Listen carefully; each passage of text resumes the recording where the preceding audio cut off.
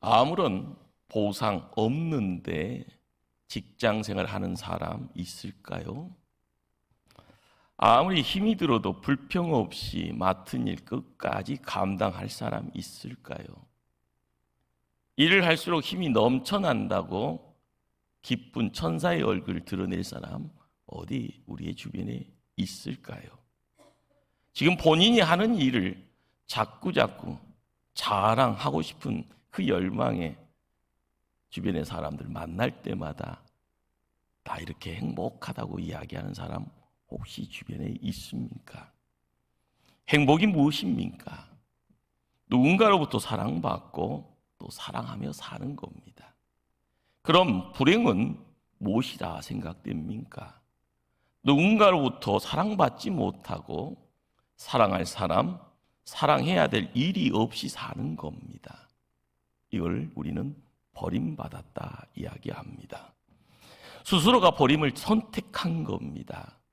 결국 행복은 쓰임받는 겁니다. 성도님들에게 묻습니다. 여러분은 행복하십니까? 진정한 행복을 원하신다면 하나님 사랑을 받는 사람, 하나님 앞에 쓰임받는 사람이 되십시오. 오늘 본문을 읽으며 찾아온 궁금증이 있습니다. 하나님, 다윗처럼 하나님 사랑받고 싶지 않는 사람 이 세상에 어디 있겠습니까? 다 받고 싶죠. 하나님께서 다윗을 선택하셨기 때문에 다윗이 위대한 인물 되었습니까? 아니면 다윗에게 하나님의 마음에 들만한 어떤 이유가 있어서 하나님이 선택했습니까?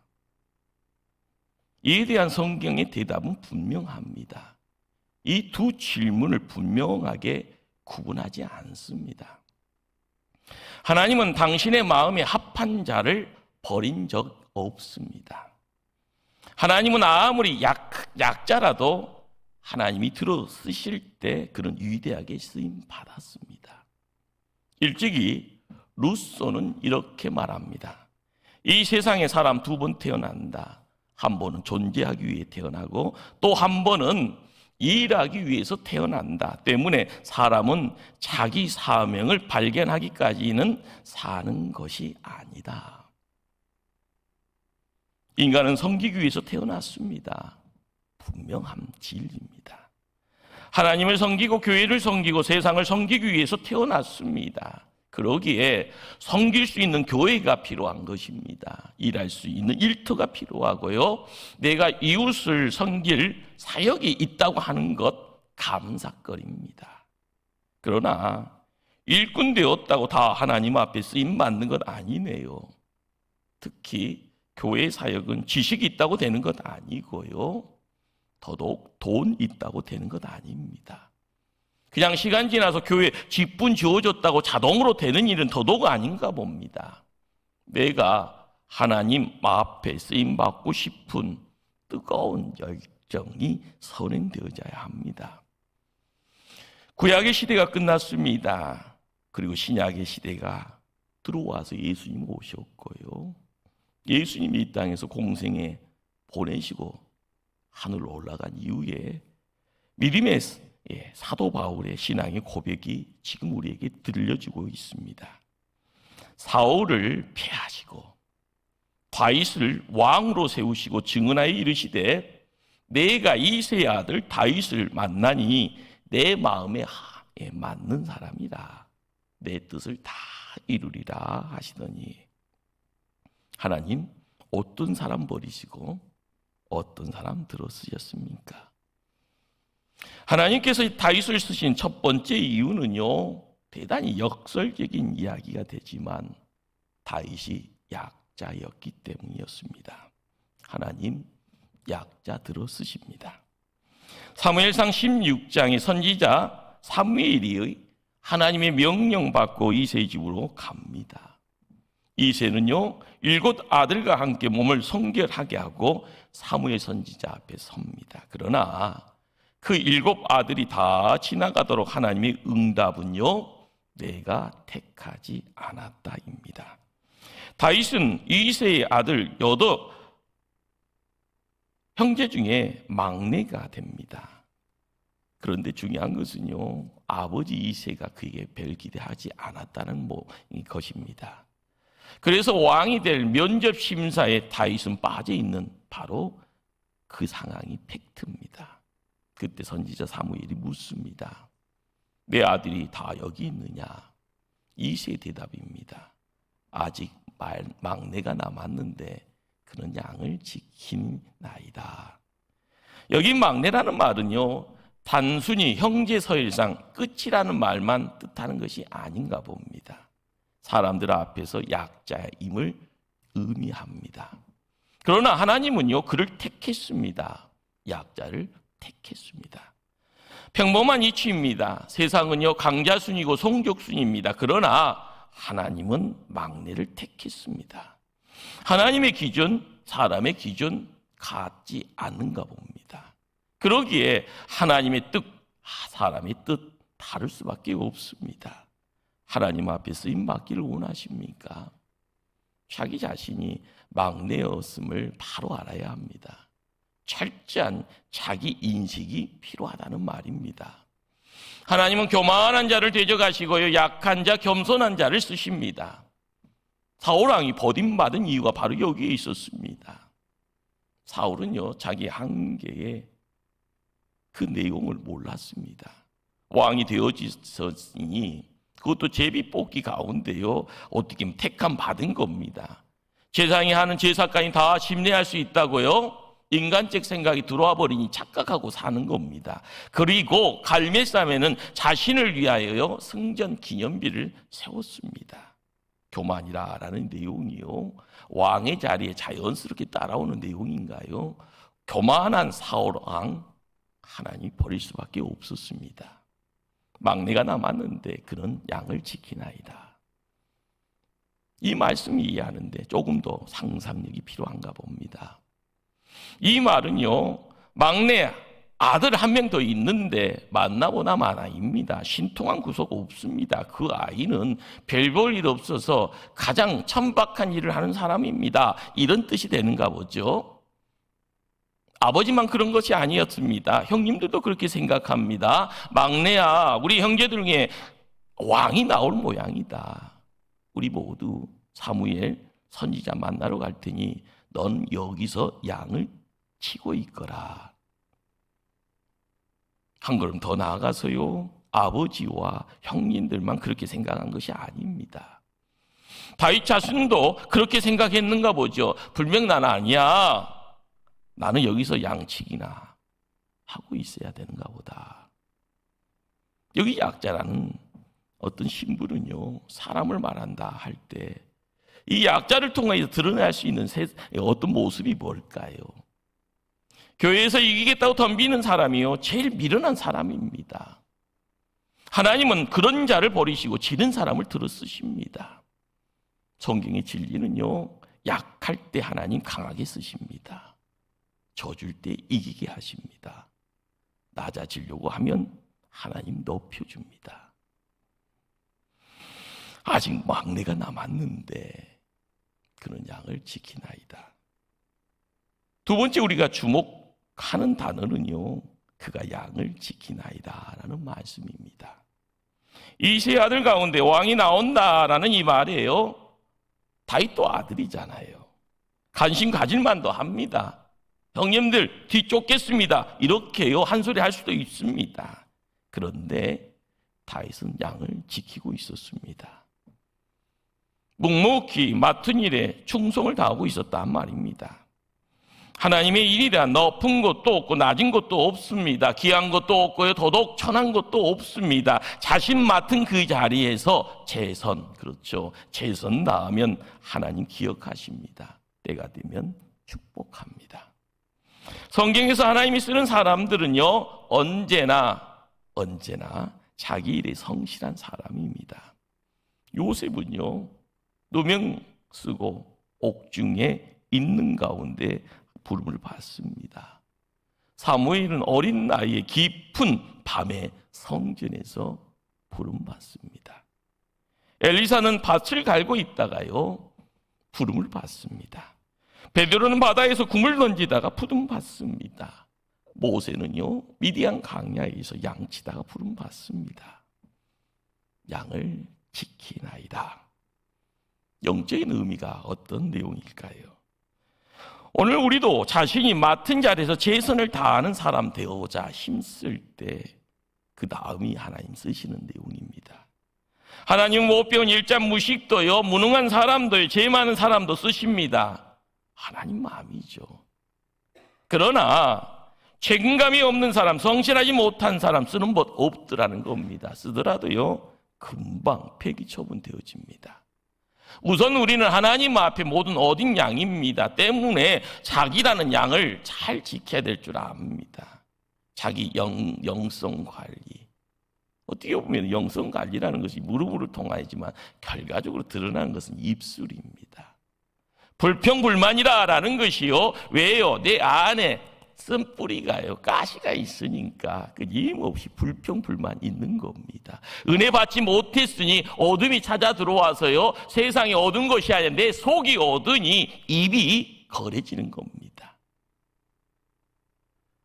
자기 건강관리도요, 대충이 아니라 잘된 사람, 일꾼이 힘써야 되니까 하나님 준비된 사람 씁니다. 나아가 자기 인간관리, 주변 사람들과의 관계 잘 돼야 됩니다. 나 잘났으니까 나는 대접받아야 된다 생각하면은요, 그 모양이 뭐가 됩니까? 그 자리에 폭탄입니다. 폭탄의 내용이 뭡니까? 누군가 등장하면은요, 다 사라져버리는 거죠. 하나님의 교회는 사람이 모여야 됩니다. 사람이 연합해야 되고요, 사람끼리 서로 사랑해야 되는 그런 하나님의 복된 자리, 이 땅에 천국이 돼야 됩니다. 하나님은 자기 동생을 지키기는커녕 동생을 해친 가인에게 묻습니다. 내 아우 아벨이 어디 있느냐? 이때 가인의 대답이 뭡니까? 내가 내 아우를 지키는 자니까. 가인이 놓쳐버린 중요한 사실이 뭘까요?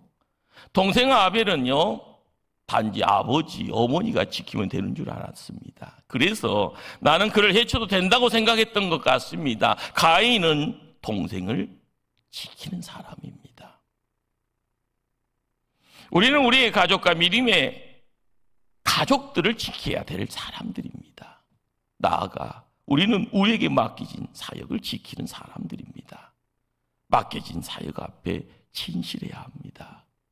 내 교회를 행복한 교회로 잘 지켜야 합니다. 사랑하는 성도님들, 하나님의 심판대 앞에서 심판의 기준이 무엇인 줄 아십니까? 내게 맡겨진 작은 일에 충성했느냐라는 겁니다. 하나님의 말씀입니다. 이기는 자와 끝까지 내 일을 지키는 그에게 만국을 다스리는 권세를 주리니. 바로 여기에 다윗이 하나님으로부터 쓰임받는 이유가 있습니다. 그가 양을 지키나이다. 형님들이 다 떠나간 그 자리에 혼자 애로이 양을 지키고 있었습니다. 교회 구석구석 빈자리를 찾으십시오. 찬양대 자리도 아직 많이 비어 있습니다. 벙크 나아졌다고요? 투덜투덜 말고요, 내가 그 자리를 지키면 됩니다. 교사, 예배 안내, 찬양 안내, 예배 봉사, 주방 봉사, 구석구석 빈자리 많이 있습니다. 셋째로 하나님께서 다윗을 선택하신 가장 분명하고 확실한 이유가 사무엘상 16장 7절에 나옵니다. 여호와께서 사무엘에게 이르시되 그의 용모와 키를 보지 말라. 내가 보는 것은 사람과 같지 아니하니 사람은 외모를 보거니와 나 여호와는 중심을 보느니라. 오늘 우리 시대는 외모를 날씬하게 보이고요, 식스팩 만들고요, 우아하게 아름답게 보이기 위해서 목숨 겁니다. 각종 진기한 화장품, 성형수술, 심지어는요 양악수술이라고 하나요? 양악수술까지 마다하지 않습니다. 물론 하나님이 주신 몸을 어느 정도 건강하게 아름답게 지키는 일은 좋은 일입니다. 더더욱 중요한 것은요, 마음의 중심 가꾸는 일은 그보다 더 중요하고 우선시됩니다. 이세의 7 아들들 다 거절하신 하나님께서요, 다윗의 중심을 보신 겁니다. 다윗의 중심이 어땠다는 말일까요? 다윗의 중심에는 무엇이 있었다는 말입니까? 사무엘 17장은요, 우리에게 아주 전 세계 누구나 알고 있는 이야기들을 우리에게 소개합니다. 소년 다윗과 골리앗 거인 장수의 이야기가 나옵니다. 하나님을 모독하는 블레셋 거인 골리앗 앞에요, 모두 주눅이 들어 도망갈 궁리만 합니다. 그때 소년 다윗이 나타나 사울 왕에게 이런 말을 합니다. 여호와께서 나를 사자의 발톱과 곰의 발톱에서 건져내었은즉 나를 이 블레셋 사람의 손에서도 건져내시리다. 무슨 말인가요? 나 정도의 용맹이면 저 따위 거인도 해볼만 하다, 그런 말 아닙니다. 하나님이 하실 것이라고 말합니다. 하나님의 사람의 눈에는요, 거인 따위는요 그냥 먼지로 보인가요? 중요한 것은요, 하나님의 사람의 눈에는 하나님만 보인다는 겁니다. 더 대단한 것은요, 적장 골리앗 앞에 선 다윗의 모습이죠.